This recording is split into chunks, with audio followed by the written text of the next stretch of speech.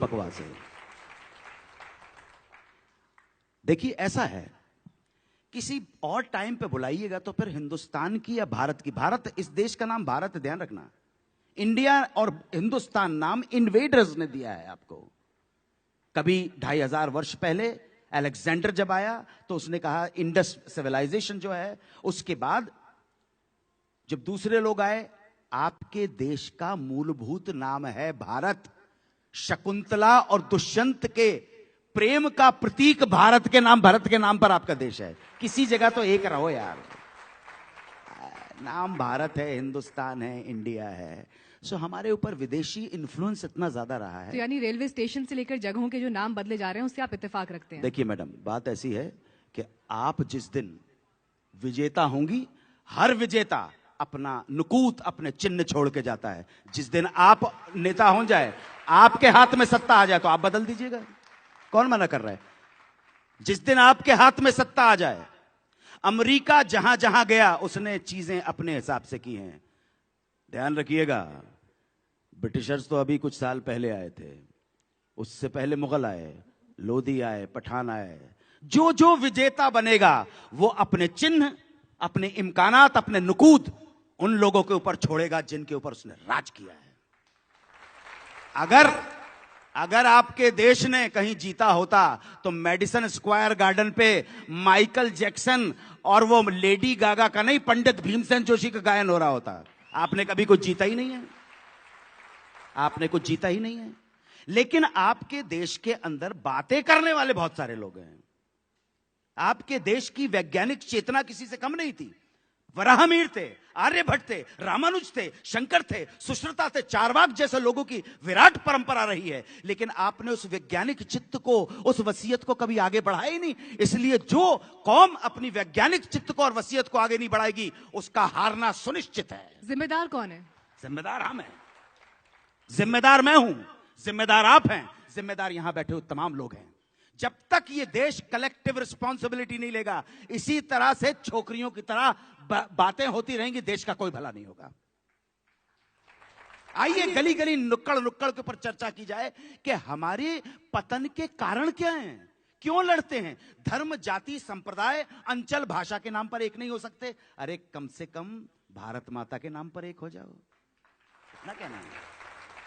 वो कहेंगे भगवा, वो कहेंगे हरा, वो कहेंगे सफेद, तुम तिरंगे पे टिके रहना। उसी में तुम्हारा भविष्य है, उसी में तुम्हारा मुस्तकबिल है, उसी में तुम्हारा फ्यूचर है। इसके अलावा और कोई चारा नजर नहीं आ रहा। ये बोलेंगे पॉलिटिशियन को क्यों दोष देते हो यार? पॉलिटिशियन कोई मंगल ग्रह से थोड़े आया है। नहीं, तिरंगे पर तो सभी एक साथ खड़े होते हैं, इसलिए कोई डाउट नहीं है। लेकिन रात 11 बजे अगर फिल्म का कोई शो है और उससे पहले अगर राष्ट्रगान होना है तो आप उस बात से इत्तेफाक रखते हैं क्या? बिल्कुल रखता हूं। कि थोपा जाए तो वो एक्सेप्ट किया जाए, कबूल किया जाए? बिल्कुल बिल्कुल। हर स्वतंत्रता बंधन में होती है। आप किसी भी धर्म विशेष के व्यक्ति से कहेंगे कि भाई तेरे धर्म विशेष ने कुछ नियम कायदे बनाए हैं, वुजू करना है, ना नमाज आती है मुझको, ना वुजू आता है, सजदा कर लेता हूं जब सामने तू आता है। वुजू करने के कुछ तरीके होते हैं। और जब इतनी बड़ी छत्ता है कि एक उधर जा रहा है और एक उधर जा रहा है, तो किसी जगह के ऊपर हमें एक जगह के ऊपर डिसिप्लिन में खड़ा होना पड़ेगा, क्योंकि आपकी कौम, आपका देश निहायत ही करप्ट और इनडिसिप्लिन लोगों का है। बस खत्म है, बड़ी सिंपल सी बात है।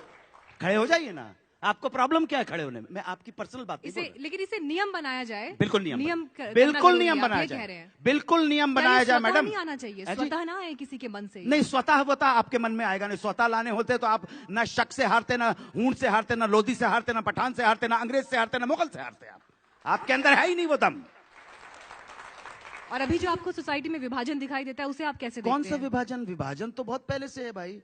जो बयानों का ध्रुवीकरण होता है। बयान की बात मत कीजिए। बयान तो ये पॉलिटिकल सारा चलता रहता और चलता रहेगा।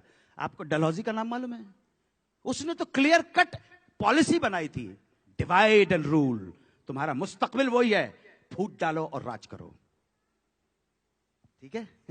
आप आज भी देख रहे हैं इस राजनीति को? हाँ ना, वो तो हमेशा से है। आप उसके बगैर अपना पॉलिटिकल करियर सर्वाइव ही नहीं कर सकते आप। और मेरी भविष्यवाणी सुन लीजिएगा, अगर भारत ने अपना चिंतन और अपनी जीवन की शैली अपने समाज का ढर्रा चेंज नहीं किया और ड्रास्टिक चेंज नहीं किया तो अंजाम यही होता रहेगा। नेताओं को गाली देना, कोई भी नेता हो, कोई भी किसी भी पार्टी का हो, बड़ा आसान है कि मैंने अपना सब कुछ उसके ऊपर थोप दिया। नेता बाहर से नहीं आता है। आप दोष लगाते हैं कि नेता भ्रष्ट हो गए। अरे भ्रष्ट जनता के भ्रष्ट नेता होते हैं यार। आपके यहां जो भी अच्छा आदमी भी आएगा तो ये समाज का सिस्टम आपको अच्छा नहीं रहने देगा। आइए बैठ के फिर चिंतन करते हैं। पूरे देश में आओ ना, किसी पॉलिटिकल मत होना, निष्पक्ष भाव के साथ, रैशनल होके, तटस्थ भाव के साथ आइए चिंतन करते हैं, मनन करते हैं, अध्ययन करते हैं और निष्कर्ष निकालते हैं जो देश और मातृभूमि के संदर्भ में जो कल्याणकारी होगा उसको फॉलो करें। एक नाराजगी मुझे आपके अंदर दिखाई दे रही है इस व्यवस्था को देखकर, या जो भी तकलीफें अभी समाज में दिखाई दे रही हैं। लेकिन इन सब के बीच सवाल ये कि क्या आपको लगता है आवाज दबाने की भी एक कोशिश सोसाइटी में दिखाई देती है? नहीं। अगर विरोध का एक स्वर दिखाई देता है, उसे दबाने के लिए बाकी लोग आगे आते हैं, क्या ये आप महसूस करते हैं? जो मैं विभाजन को लेकर भी आपसे सवाल कहां, अरे भाई मैं आपके चैनल के ऊपर इतनी बड़ी बात बोल रहा हूं मैडम। आज से 50 साल पहले बोलता होता तो मेरी बीवी को उठा के लेके जाते यहां से। क्या बात कर रहे हैं आप? बहुत अच्छा टाइम है, बहुत अच्छा समय है। मीडिया इतना पावरफुल है मैडम इतना पावरफुल है। आपसे मैं सच बोल रहा हूं आपको भाई लोगों, एक बात, पुलिस वाले से डरे या नहीं डरे, नेता की गुंडागर्दी से डरे या नहीं डरे, लेकिन मीडिया से लोग डरते हैं। इससे बड़ी क्या बात?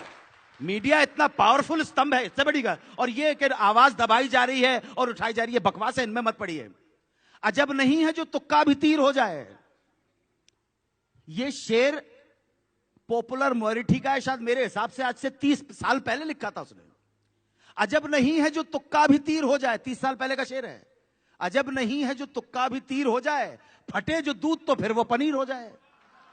अजब नहीं है जो तुक्का भी तीर हो जाए, फटे जो दूध तो फिर वो पनीर हो जाए।